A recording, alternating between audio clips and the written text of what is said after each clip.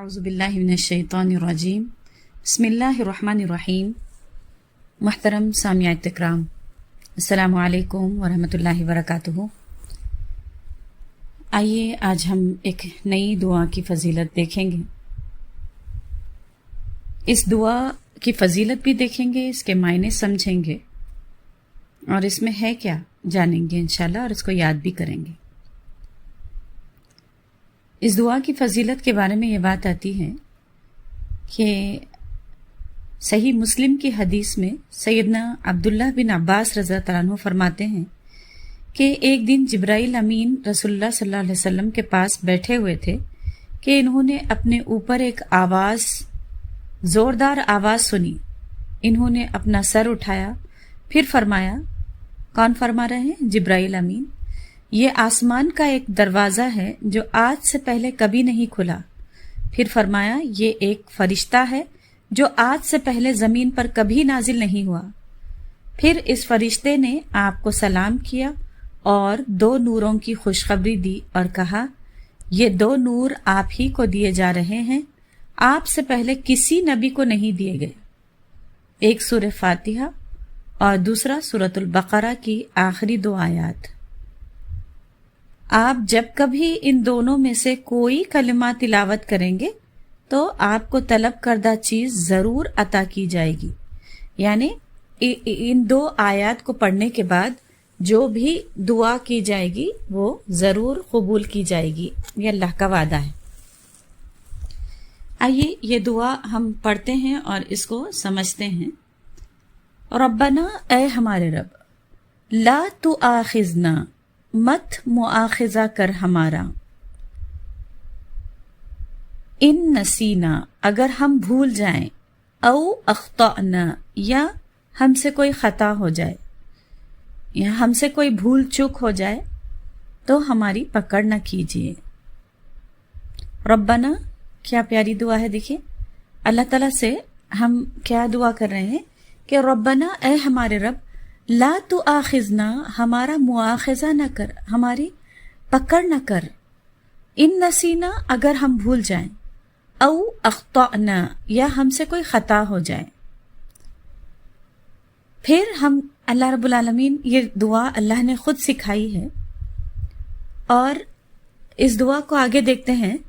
ربنا، اے ہمارے رب، ولا تحمل علینا، اے اللہ ہم پر ایسا بوجھ مت ڈال، اسرن، ایسا بوجھ، کما، جیسا کہ رب،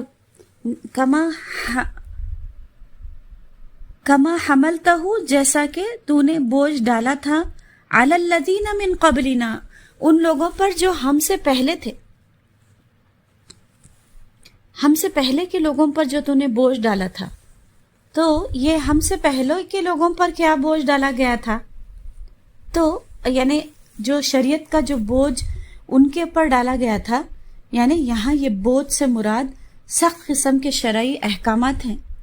جیسے جو بچڑے کی پرستش کرتے تھے ان کو صرف توبہ کافی نہیں تھی، بلکہ قتل کرنا، یعنی صرف قتل سے قابل قبول ہونا یہ ثابت ہے. یعنی ان کو گائے قتل کرنے کے لیے کہا گیا نا. پھر اس کے بعد یعنی یہودیوں کے پر قصاص واجب تھا، یعنی دیت یا معافی کی کوئی صورت نہیں تھی، اور ان پر زکوٰۃ 4تھا حصہ تھی. اور کپڑے پر اگر کوئی گندگی لگ جاتی، یعنی پیشاب لگ جاتا، تو اسے کاٹ دینا پڑتا تھا. یعنی یہ مطلب دھونے سے کام نہیں چلتا تھا. اور مال غنیمت پر ان کے پر حرام کر دی گئی تھی، اور یعنی بہت سخت احکامات تھے ان کے پر، ہے نا. تو یعنی یہ جو بھی، یعنی اللہ تعالیٰ ہم پر ایسا بوجھ نہ ڈالیے، ایسا بوجھ نہ ڈالیے جیسا آپ نے پہلے کے لوگوں پر ڈالا تھا، ہے نا. ربنا، اے ہمارے رب، ولا تحملنا، مت ڈالیے ہم پر ایسا بوجھ، علینا، ہم پر، اسرن، ایسا بوجھ، کما، جیسا کہ حملتہ، تو نے بوجھ ڈالا تھا، علی الذین من قبلنا، ان لوگوں پر جو ہم سے پہلے تھے. آگے دیکھتے ہیں. ربنا ولا تحمل علینا اسرن کما حملتہ علی الذین من قبلنا، ربنا ولا تحملنا، اے اللہ ہم پر ایسا بوجھ مت ڈالیے ما لا طاقت لنا بہ، جس کی طاقت ہم میں نہیں ہے نا، جس کا بوجھ اٹھانے کی طاقت ہم میں نہیں ہے، ایسا بوجھ ہم پر مت ڈالیے. واعف عنا، معاف کر دیجئے ہمیں. واغفر لنا، ہماری بخشش کر دیجئے. وارحمنا، ہم پر رحم کر دیجئے. انت مولانا، آپ ہمارے مولا ہیں. فانصرنا علی القوم الکافرین، آپ ہماری مدد کیجئے کافر قوم کے مقابلے میں. بہت ہی جامع دعا ہے. یہ آیتوں کے بارے میں آتا ہے کہ جو بھی یہ آیتیں یعنی رات میں پڑھ کر سو جاتا ہے، یہ 2 آیتیں اس کی یعنی کفایت کر جاتی ہیں، یعنی اس کی ہر حاجت پوری ہو جاتی ہے، اور بس یہ 2 آیتیں اس کی پروٹیکشن کے لیے بھی کافی ہو جاتی ہیں.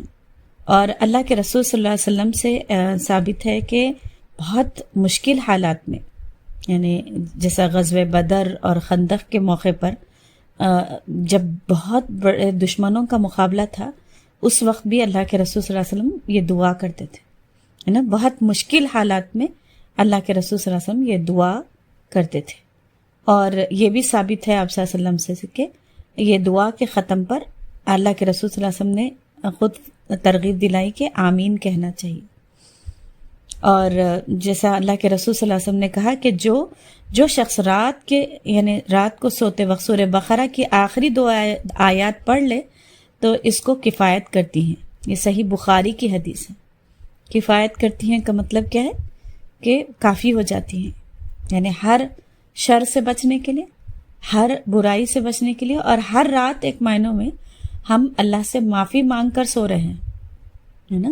واعفو عنا، اللہ معاف کر دے ہم سے. واعفو یعنی اریز کر دے ہمارے گناہ، نہ صرف معاف کر دے بلکہ مٹا دے ہمارے گناہوں کو. واغفر لنا، اور ہم پر رحم مغفرت کر دے.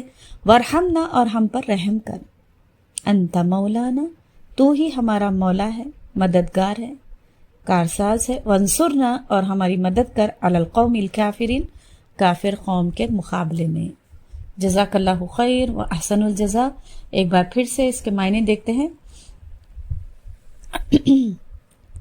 ربنا لا تؤاخذنا، اے ہمارے رب ہمارا مواخذہ مت کریے. ان نسینا، اگر ہم بھول جائیں. او اخطأنا، یا ہم سے کوئی خطا ہو جائے. ربنا، اے ہمارے رب. ولا تحمل علینا، اللہ ہم پر ایسا بوجھ مت ڈالیے. اسرن، ایسا بوجھ. کما حملتہ، جیسا کہ تو نے ڈالا تھا. علی الذین من قبلنا، ان لوگوں پر جو ہم سے پہلے تھے. ربنا، اے ہمارے رب. ولا تحملنا، مت ڈالیے ہم پر ایسا بوجھ. ما لا طاقت لنا بہ، جس کی ہم کو طاقت نہیں ہے. واعف عنا، معاف کر دیجئے. واغفر لنا، مغفرت کر دیجئے. وارحمنا، اور ہم پر رحم کیجئے. انت مولانا، آپ ہی ہمارے مولا ہیں. فانصرنا علی القوم الکافرین، اور ہماری مدد کیجئے کافر قوم کے مقابلے میں. جزاک اللہ خیر و احسن الجزا. یاد کر لیجئے گا. السلام علیکم ورحمۃ اللہ وبرکاتہ. روز رات میں اللہ کے رسول صلی اللہ علیہ وسلم کا معمول تھا، جب آپ صلی اللہ علیہ وسلم بیڈ پر سونے لگتے تو یہ دعا ضرور پڑھ لیتے.